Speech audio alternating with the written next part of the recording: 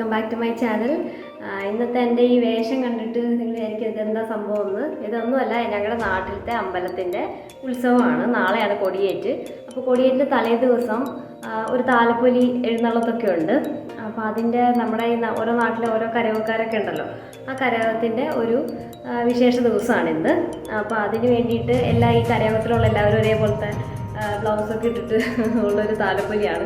അപ്പോൾ അത് ഇന്ന് ഒരു 3:30-ക്കാണ്. ഇപ്പോൾ സമയം 3:06 അതിനു വേണ്ടി പോവുകയാണ്. അപ്പോൾ നിങ്ങൾക്ക് ഇതിൻ്റെ കാഴ്ചകളൊക്കെ ഒന്ന് കാണിക്കാം. ചെറിയൊരു വ്ളോഗാണ്, എത്രത്തോളം ഫിനിഷ് ചെയ്യാൻ പറ്റുമെന്ന് അറിയില്ല, എന്നാലും നമുക്ക് നോക്കാം.